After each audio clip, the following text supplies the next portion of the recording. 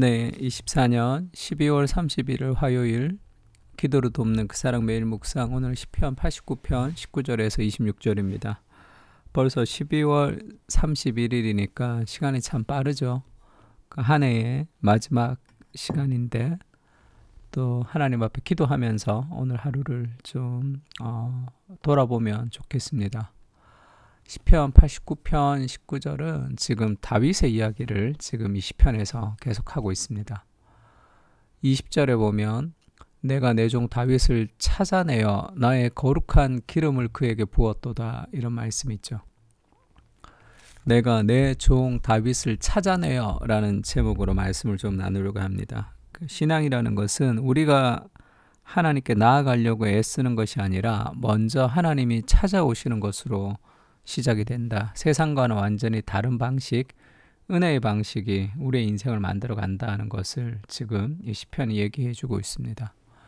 첫 번째는 능력이 아니라 태도, 마음이다 라는 것을 보여주는데, 오늘날은 외모와 능력과 실력과 그런 것들을 통해서 사람들을 평가하는 그런 외형 중심의 시대가 되었는데 그렇지가 않죠. 다윗이 선택이 된 것을 보면 19절에 그렇게 얘기합니다. 그때에 주께서 환상 중에 주의 성도들에게 말씀하여 이르시기를 내가 능력 있는 용사에게는 돕는 힘을 더하며 백성 중에서 택함을 받은 자를 높였으되, 다윗이 굉장히 능력 있고 실력이 있어서 뽑은 것은 아니죠. 내가 내 종 다윗을 찾아내어 나의 거룩한 기름을 그에게 부었도다. 내 손이 그와 함께하여 견고하게 하고 내 팔이 그를 힘이 있게 하리로다. 원수가 그에게서 강탈하지 못하며 악한 자가 그를 곤고하게 못하리로다. 이렇게 하나님이 다윗을 선택했던 것을 얘기합니다. 그때 다윗이 선택됐던 것은 하나님 앞에 1등이었기 때문에, 최고였기 때문에 그가 선택된 게 아니죠. 사무엘상에 보면 그 사무엘이 하나님이 그 사울의 실패 끝에 이제 새로운 왕을 세운다고 기름을 부으러 이새의 집에 갔습니다. 그때 많은 다윗의 형들이 지나갔지만 사무엘의 마음에 꼭 들었지만 하나님이 그것은 노라고 얘기했습니다. 그러면서 여호와께 사무엘에게 말씀하시죠. 그는 그의 용모와 키를 보지 말라. 그 세상의 방식의 리더십을 가진, 실력이 있고 능력이 있고 탁월하고 지적이고 그런 갖추고 준비된 리더였지만 그의 용모와 키를 보지 말라. 내가 이미 그를 버렸노라. 그것이 하나님이 선택의 기준이 아니다. 세상의 눈이 아니다 얘기하죠. 내가 보는 것은 사람과 같지 아니하니 사람의 평가와는 다릅니다. 사람은 외모를 보거니와 나 여호와는 중심을 보느니라. 그러니까 그 마음이 결정하는 거죠. 그러니까 인생의 모든 성공이라는 것도 실력과 능력에 달려있는 것 같지만 삶의 태도, 그 마음에 달려있다 얘기합니다. 베드로전서도 그렇게 얘기하죠. 너희의 단장은 머리를 꾸미고 금을 차고 아름다운 옷을 입는 외모로 하지 말고, 뭘 단장해야 되냐면 외모를 단장하지 말고 오직 마음에 숨은 사람을 온유하고 안정한 심령에 썩지 아니할 것으로 하라. 이는 하나님 앞에서 값진 것이니라.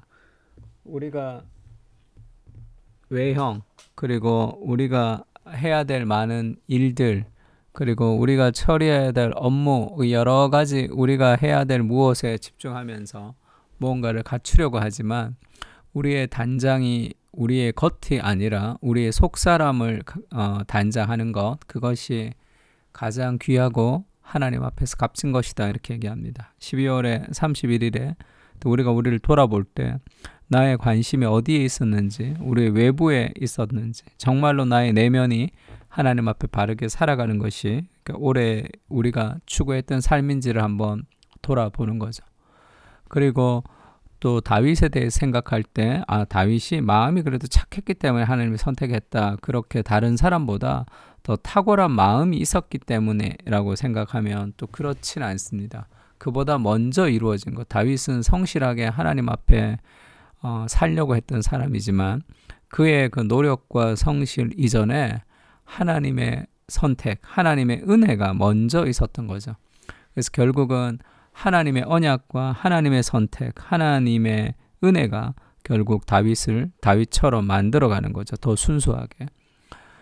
23절에 내가 그의 앞에서 그의 대적들을 박멸하며 그를 미워하는 자들을 치려니와 나의 성실함과 인자함이 그와 함께 하리니 내 이름으로 말미암아 그의 뿔이 높아지리로다.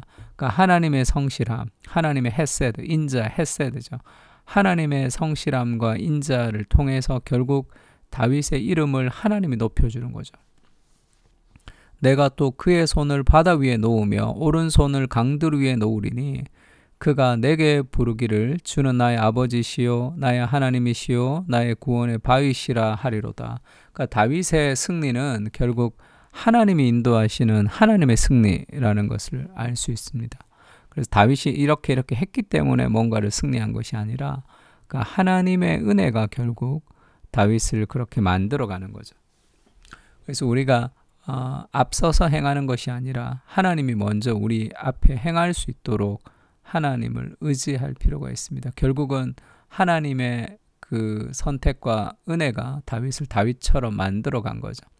우리가 여름에 유진 피터슨의 현실에 뿌리박은 영성이라는 책을 같이 스터디를 했는데 말씀도 듣고 그 7째 그러니까 그 다윗의 형들이 이제 그 사무엘 앞에 지나갔을 때 사무엘이 다 마음에 들었지만 하나님이 노하셨습니다. 사람의 마음에 드는 그런 능력과 실력이 있는 사람들을 뽑는 것이 아니라 하나님이 노해서 사무엘이 네 아들들이 다냐? 이게 다냐? 다 여기 있느냐? 이렇게 얘기할 때 그 이새가 그렇게 대답합니다. 아직 막내가 남았는데 할 때 막내라는 단어가 히브리어로 핫카톤이라는 단어인데 무언가 이렇게 보잘것없고 아주 작고 어떤 그럴 때 쓰이는 단어죠. 말째가 남았다. 막내가 남았다. 그는 양을 지키나이다. 그러니까 그는 여기에 어울리지 않습니다. 그 얘기를 하는 거죠. 사무엘이 이새에게 이르되 사람을 보내어 그를 데려오라. 그가 여기 오기까지 우리가 식사 자리에 앉지 아니하겠노라. 그러니까 전혀 사람들이 생각하기에 리더십 왕으로 부름을 받을 수 없는 그런 상황에 있는 그렇게 인간의 눈을 보기에 그를 데리고 오지도 않을 만큼 하찮은 존재라고 생각했던 그 다윗에게 하나님이 눈이 거기 가 있는 거죠. 그러니까 유진 피터슨이 이렇게 얘기합니다. 다윗이 그 성경에 처음 등장할 때 다윗으로 등장하지 않죠. 막내로 등장합니다. 하카톤이라는 단어로 등장하는 거죠. 그래서 유진 피터슨이 이렇게 얘기합니다. 다윗은 이름도 밝혀지지 않은 채 성경의 이야기에 등장하죠. 이름도 없이. 그의 아버지는 그를 막내 하카톤이라고 불렀습니다. 하찮고 그다지 중요하지 않는 인물이라는 뉘앙스가 깔린 단어죠. 다윗은 양을 치는 일을 하느라 먼 곳에 있었고 평소에 업신여김을 받았기에 그가 이 기름 부음을 받는 이 베들레헴으로 와야 된다고 생각한 사람은 아무도 없었습니다. 그러나 다윗은 선택되었다. 선택되고 기름 부음을 받았다. 사람의 안목에 의해 선택된 것이 아니라 오직 하나님의 안목에 의해 선택되었다. 비록 보잘것이 없고 양이나 지키는 무명의 신세지만 나는 선택된 사람이다라는 것을 깨닫게 해주는 것이 바로 성경 이야기꾼의 의도이다. 이렇게 얘기했어요. 세상이 보기에는 또 내가 나를 보기에도 내가 거기에 어울리지 않는다고 얘기할 수 있을 정도의 우리의 마음 상태가 그럴 수도 있죠.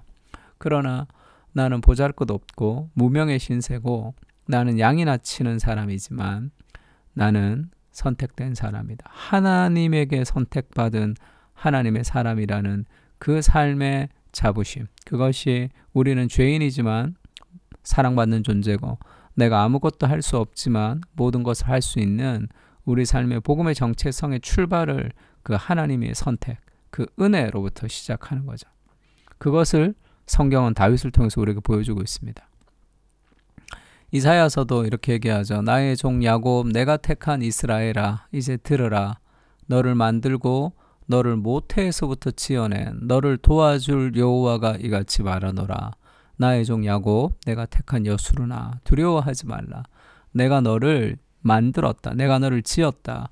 어머니 모태로부터 있기 전에, 그 엄마가 임신하기도 전에 내가 너를 지어낸 여호와다. 이렇게 얘기하죠.